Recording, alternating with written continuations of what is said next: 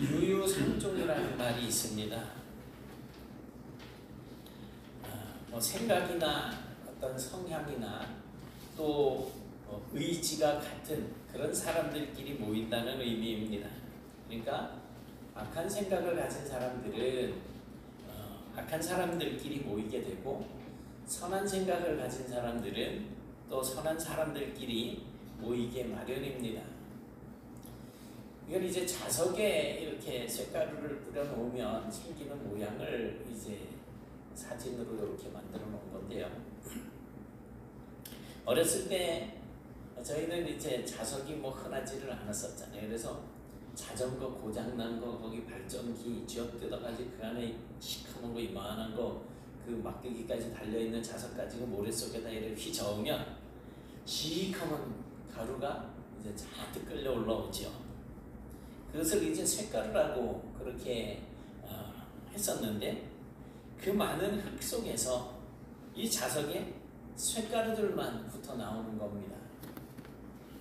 분명 거기에는 모래도 있고 또 뭐 나무 쪼가리도 있을 것이고 뭐 유리 깨진 조각도 있을 것이고 다른 많은 것들이 거기에 섞여 있었을 것인데, 자석을 넣고 휘저으면 그냥 유독 쇳가루만 자석에 끌려오는 것을 볼 수가 있었던 것입니다.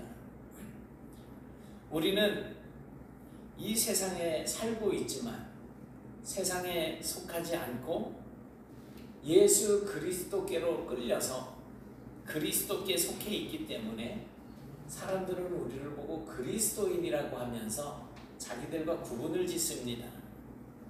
그렇게 세상이 미워하고 핍박을 한다라고 예수님은 말씀을 하고 계신 겁니다. 왜냐하면 그리스도인은 세상의 방법대로 살지 않고 하나님의 방법을 따라서 세상을 살기 때문입니다. 그러므로 세상을 살면서 누구에게 속했는가 하는 것은 우리의 신앙에 있어서 정말로 중요하다고 여겨집니다. 여러분, 우리 그리스도인은 하늘나라에 속한 자들로서 이 세상에 잠시 출장 온 것이라고 그렇게 볼 수 있습니다. 그러니까 나그네와 같은 인생인 거예요. 그래서 우리가 이 세상에서 해야 할 일들을 다 마치게 되면 다시 하나님의 나라로 되돌아가야지 된다라고 하는 이 사실을 반드시 기억하시기 바랍니다. 죄인은 같은 부류의 죄인들을 더 반깁니다. 그리고 그 죄인에게서 새로운 기술 배우는 것을 또 아주 큰 소득으로 여기기도 합니다. 그래서 사기꾼들은 사기꾼들을 반기게 되고 폭력배는 폭력배를 반기게 마련입니다.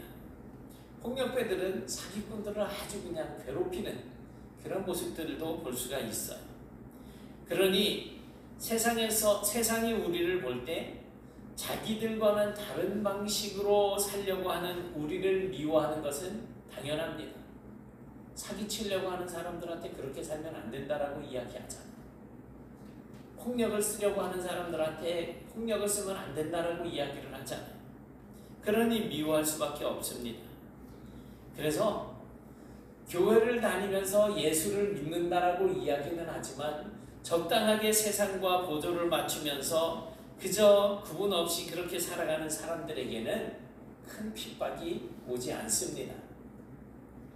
하지만 고집스럽게 하나님께 속하여서 하나님의 방식만을 따르며 살아가는 사람은 당연히 세상의 눈밖에 날 수밖에 없는 겁니다.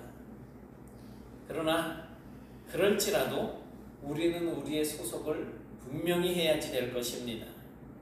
우리가 먼저 내 소속이 어디에 속해 있는지 그것을 분명히 해야 예수님께서도 하나님 앞에서 분명히 우리를 인정해 주실 것이기 때문입니다. 마태복음 10장 32절 33절에 보면 이런 말씀이 있습니다. 누구든지 사람 앞에서 나를 시인하면 나도 하늘에 계신 내 아버지 앞에서 그를 시인할 것이요, 누구든지 사람 앞에서 나를 부인하면 나도 하늘에 계신 내 아버지 앞에서 그를 부인하리라. 그래서 오늘 읽은 말씀을 통해서 우리는 우리가 어디에 소속되어져 있는지 다시 한번 되새기는 시간이 되시길 바랍니다. 42절부터 47절 말씀을 보니까 예수님은 유대인 그러니까 바리새인들에게 너희가 내 말을 알아듣지도 못하고 이해하지 못하는 이유는 너희 아버지와 나의 아버지가 다르기 때문이라고 그렇게 말씀을 하고 계십니다. 예수님께서 말씀하시는 아버지가 다르다라고 하는 이 뜻은 근본이 다르다라는 말씀입니다. 예수님은 자기가 하나님께 속한 자녀이기 때문에 자녀이지만 지금 이 상황에서 유대인들 특히 예수님을 미워하면서 예수를 음해하는 자들을 향하여서 아비가 마귀이기 때문에 그들이 예수가 아무리 이야기를 해도 이해하지 못할 뿐만 아니라 또한 예수를 미워하는 것이라고 그렇게 말씀을 하고 있는 것입니다. 예수님의 이 말씀은 분명히 맞는 말씀이기는 한데 오늘 우리가 이 본문 말씀을 보시면서 유대인들에 대해서 어떻게 느끼셨습니까? 예수를 대적하고 있는 유대인들이 정말 마귀의 자식처럼 느껴지십니까? 그래서 여러분도 이 예수님을 대적하는 이 사람들이 적으로 느껴지고 그들을 향한 분노와 증오심이 느껴지십니까? 사실은 그 정도로 느껴지지는 않잖아요. 사람은 누구나 그런 모습으로 살아갈 수 있기 때문입니다. 그러니 자신들을 보고 너희의 아비는 마귀다, 너희는 마귀에게서 났다라고 하는 이 말을 예수의 입을 통해서 전해 듣는 이 유대인들, 그들은 정말 말할 수 없는 모욕감을 느꼈을 것입니다. 생각해 보십시오. 사실은 그들도 자신들은 하나님의 자녀, 하나님의 선택된 백성들이라고 그렇게 여기면서 하나님의 율법을 지키려고 애쓰고 살고 있다라고 자부를 하고 있는데 그런 자기들을 향해서 마귀의 자식이라고 그렇게 말을 하니 당연히 분노가 치밀고 모욕감이 솟아오를 수밖에 없을 것입니다. 그런데 여러분, 예수님께서는 도대체 왜 저 사람들을 향해서 이런 말씀을 하셨을까요? 사실 예수님은 이 사람들을 마귀의 자식이라고 말씀은 하고 있지만 그 사람들을 개별적으로 비난하고 심판하고 있는 것은 아닙니다. 다만 그들이 지금 예수님의 말씀을 알아듣지 못하는 이유는 지금 그들이 소속되어 있는 영역이 바로 마귀의 영역에 소속되어 있기 때문이라는 겁니다. 가만히 생각을 해보면 우리도 그렇지 않습니까? 골로새서 3장 7절과 로마서 1장 6절의 말씀에 의하면 전에는 우리도 하나님의 음성을 듣지 못하는 자들이었다는 것입니다. 그러나 지금은 예수로 말미암아서 하나님의 음성을 듣는 백성들이 되었고 구원에 이르게 되었다는 사실들을 이렇게 말씀을 통해서 우리가 보게 되는 겁니다. 이 사실을 믿으십니까? 결과적으로 지금 하나님의 말씀을 받아들이지 못하는 유대인들에게는 마귀의 자식이라고 예수님께서 이렇게 말씀을 하시는데 그렇게 말씀하고 있는 것은 그들이 지금 예수님의 말씀을 알아듣지 못하고 또 받아들이지 못하는 그 태도를 경고하려고 하시는 것이지 그 사람이 너는 마귀의 자식이니까 지옥으로 갈지어다 하고 심판하고 징계하려고 하는 의도가 아니라는 것입니다. 오히려 지금은 비록 하나님의 말씀을 받아들이지 못하고 있지만 이 많은 사람들이 예수님의 말씀을 듣고 네가 아브라함보다 나은 자냐라고 하면서 비난을 하고 그렇게 예수님을 향하여서 분노를 표출하지만 이 사람들 중에 많은 사람들이 시간이 지나고 나면 하나님을 바로 알 수 있게 될 것이라고 하는 그 예수님의 뜻을 우리가 볼 수 있어야지 됩니다. 실제로 요한복음에서는 모든 사건과 상황 속에서 유대인, 즉 바리새인들과 서기관들 이런 종교 지도자들에 대해서 예수님의 논쟁이 계속적으로 일어나고 있는 것을 볼 수가 있습니다. 그리고 그때마다 예수님은 유대인들이 하나님께 속한 자들이 아니라고 그렇게 반복적으로 말씀을 하고 계십니다. 사실 그들이 그 시간 그 상황에서는 분명히 하나님께 속해 있지 않았고 또한 하나님의 나라를 이해하거나 받아들이지 못한 것이 사실입니다. 하지만 시간이 지나서 이제 사도들의 시대가 되었을 때, 그러니까 예수님이 승천하시고 사도들이 성령의 임재하심으로 인하여서 나가가지고 방언으로 사람들에게 복음을 전하고 제자들이 나가서 예수에 대한 그런 복음을 전하게 될 때에 정말 많은 사람들이 예수를 믿기 시작하고 예수를 메시아로 받아들이기 시작하는 그러한 사건들이 성경에 기록되어 있는 것을 볼 수가 있습니다. 여러분, 지금도 세상에는 우리가 전도해야 할 사람들이 많습니다. 그 가운데는 소속되어 있는 곳이 달라서 하나님의 말씀을 전혀 이해하지 못하고 오히려 반발하는 사람들도 있을 수 있습니다. 하지만 오늘 본문의 유대인들이 그랬던 것처럼, 그리고 우리도 과거에 그랬었던 것처럼 그들도 어느 정도 시간이 흐른 뒤에 정말 기회를 얻게 된다면 회개하고 하나님의 자녀가 될 수 있는 가능성이 충분히 있다는 것입니다. 그러니 지금 예수님의 말씀을 받아들이지 않는다라고 해가지고 사람들을 정죄하지 마시고 단지 나와 속해 있는 영역이 다를 뿐이라고 생각을 하시고 끊임없이 그들에게 복음을 전하고 또 그들을 예수님 앞으로 인도해낼 수 있는 그런 저와 여러분들 되시기를 바랍니다. 본문에서 보셨듯이 지금 예수님과 대화하고 있는 이 유대인들은 복음에 대해서 아주 무지한 사람들이었습니다. 아무리 예수님께서 하나님과 진리에 관한 이야기를 해줘도 그들은 그 이야기를 알아들을 수가 없었습니다. 유대인들이 예수님의 말귀를 전혀 알아듣지 못하고는 있지만 그렇다고 이 사람들의 지식 수준이 낮은 것이 아니라는 것입니다. 당시 바리새인들은 성경 공부와 또 이 구약의 율법 공부를 자기 평생에 해야 할 일이라고 생각을 하고 전심으로 그 공부에 임했던 사람들입니다. 그래서 율법에 대한 것이라고 한다면 누구보다 더 많은 지식, 더 확실한 지식들을 가지고 있었던 사람들입니다. 그런데도 그들이 예수님께 이 하나님의 나라에 관한 이야기를 들었을 때 하나님의 법을 이해하지 못하는 이유가 과연 뭘까요? 이런 현상은 오늘날에도 많이 나타나고 있습니다. 지식인이라고 해서 복음에 대해서 잘 이해하고 있는 것은 아니라는 것입니다. 높은 지위에 있는 사람이라고 해서 복음에 대해서 잘 이해하는 것도 아니라는 것입니다. 반대로 말해서 배움이 없는 사람이라고 해서 복음을 이해하지 못하는 것도 아니고 천하고 무가치한 일을 한다고 해서 복음을 이해할 수 없는 것도 아니라는 것입니다.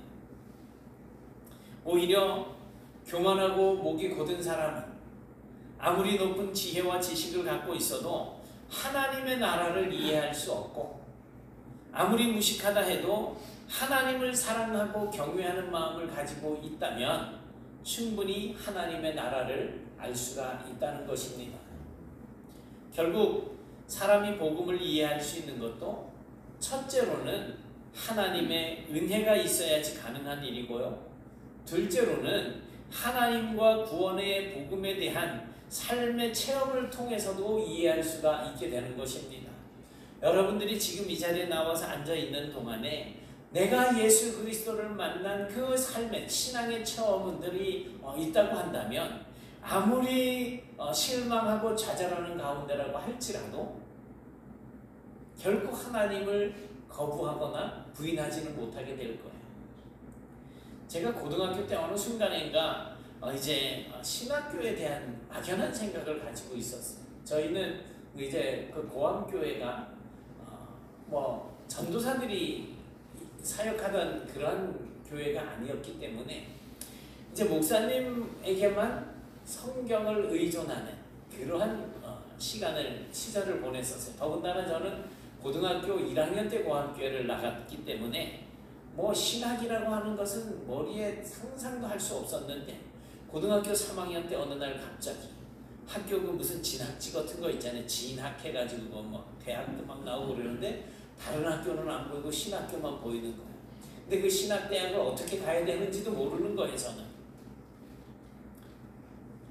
그러다가 저러다가 시간이 지나고 나서 군대 제대를 하고 제가 이제 좀 반항아적인 기질이 있었기 때문에 집에서 어머니하고 크게 다투고 가출을 해서 서울로 가가지고 이제 직장 생활을 그냥 초라하게 하면서 친구들과 이거 이제 제가 그때 좀 한 몇 잔 해봤어요.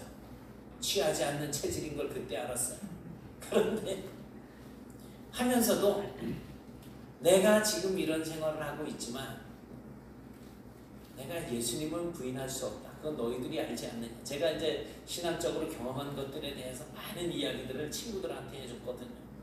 지금도 그 친구들은 여전히 이제 같이 친하게 지내고 있기도 한데 어떤 상황 속에서도 이러한 체험들이 굉장히 귀하다고 하는 거예요. 예수님에 대해서. 그러니까 복음에 대해 잘 이해하지 못하는 사람들에게 우리가 복음을 전하기 위해서는 먼저 우리를 사랑하시고 선택하시고 불러주신 그 하나님의 은혜를 깨닫고 하나님의 다스림을 받고 사는 사람, 하나님의 통치를 받는 사람, 하나님의 나라를 경험하는 삶을 살고 있는 사람이어야지 된다라는 것입니다. 우리가 그런 어떤 은혜와 체험적인 신앙을 가지고 있지 못하다고 한다면 예수 믿으라고 하는 말을 다른 사람들에게 감히 잘 하지 못하게 되는 거예요. 이렇게 하나님의 은혜를 깨닫고 하나님의 다스림을 받으며 살아가는 사람, 그게 바로 누굽니까? 오늘 저와 여러분들이신 겁니다. 우리 같은 사람들이 주변에 있는 많은 사람들에게 하나님의 나라를 아주 명확하게 그리고 분명하게 전달해 줄 수 있어야 합니다. 그렇다면 무엇보다도 우리가 하나님을 더 의지하고 하나님을 가까이 하고 믿음으로 하나님을 바라보는 그런 삶이 더 중요하겠죠. 그게 하나님께 속한 사람들의 특징인 것입니다.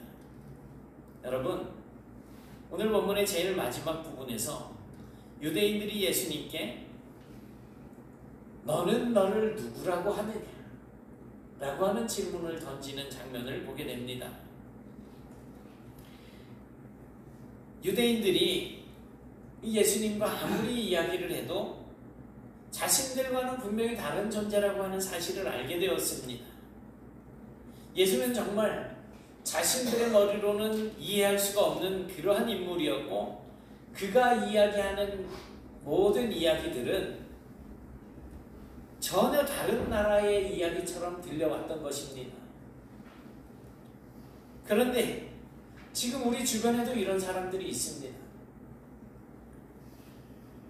하나님의 나라에 대하여 예수에 대하여 아무리 많은 이야기를 해도 절대 알아듣지 못하는 사람들이 많이 있습니다. 바로 그런 사람들에게 우리가 경험했던 하나님의 나라와 예수 그리스도에 대해서 끊임없이 전해주고 가르쳐주는 것이 우리가 해야 할 일이라는 것입니다. 그렇게 할 때 마치 모래 속에다가 자석을 넣고 휘저을 때 쇳가루들이 붙어서 나오는 것처럼 우리가 세상 속에서도 하나님의 나라를 알고자 하는 사람들을 얻을 수가 있게 되는 것입니다. 문제는 자석이 뭔지 모르고 모래에다가 집어넣고 휘저어볼 생각을 하지 못한다면 쇳가루를 얻을 수 없는 것처럼 우리가 정말로 하나님의 나라에 속한 사람이 아니고, 그래서 하나님의 나라에 속하지 않았다면 마귀의 영역에 포함되어 있다는 그런 사실이잖아요. 그러니 오늘 우리에게 가장 필요한 것은 하나님의 은혜를 깨닫는 것입니다. 여러분들이 예수를 온전히 이해할 수 있는 은혜, 그리고 끊임없이 하나님의 나라와 은총을 구하는 그러한 간절한 삶, 이러한 삶이 여러분들에게 계속적으로 나타나서 이제는 우리가 말씀을 통해서 알게 된 예수 그리스도, 또한 우리가 끊임없이 하나님과 개인적인 관계를 통해서 만나게 되는 그러한 다스리심, 하나님의 그 나라, 하나님의 구원의 은총을 이제는 우리가 다른 사람들에게 다가가서 적극적으로 전하며 살아가실 수 있는 그런 하나님께 속해 있는 그런 성도들이 되실 수 있기를 주님의 이름으로 축원합니다. 사랑의 하나님, 감사합니다. 저희들이 이 땅 살면서 예수를 알게 하시고 믿음을 허락해 주시고 이제 구원을 얻어서 하나님 나라의 백성으로서 하나님의 통치 아래 주님의 다스리심을 받는 그런 삶을 살 수 있도록 인도해 주심을 감사드립니다. 이러한 것들이 우리의 생각 속에는 자리 잡고 있으나 우리의 육신이 너무나 연약하여서 하나님의 말씀대로 살지 못하고 내 고집과 내 계획대로만 살려고 애쓰고 노력하는 모습들을 가지고 있습니다. 하나님 용서하여 주옵시고 이제는 하나님의 은혜를 먼저 깨닫고 하나님을 위하여서 저희들이 해야 할 일들이 무엇인지 분명히 알게 하시고 더욱더 하나님을 사모하는 마음으로 간절히 주님과 대화하고 간구하는 삶을 살아가는 동안 저희들이 이 땅에서 필요한 체험적인 것들을 허락하셔서 더 이상 저희들이 주님을 부인하거나 주님의 품에서 멀어지려고 애쓰는 그런 모습들이 사라지게 하시고 끝끝내 하나님께서 저희들을 위해서 계획하시고 이루신 그 일들이, 그 뜻들이 저희들을 통해서 이루어지게 하시고 저희들은 하나님께 큰 영광을 돌리며 살아갈 수 있는 일꾼들이 되게 하여 주시옵소서. 그런 저희들을 통하여서 아직도 예수를 받아들이지 못하고 예수를 알지 못하고 하나님의 나라에 대해서 그저 딴 나라의 이야기처럼만 들으려고 하는 그들이 저희들의 삶을 통하여서 주님 앞으로 다가오게 하시고 함께 더불어 하나님 앞에 영광을 돌리는 복된 열매들이 맺혀지게 하여 주옵소서. 예수님 이름으로 기도드리옵나이다. 아멘.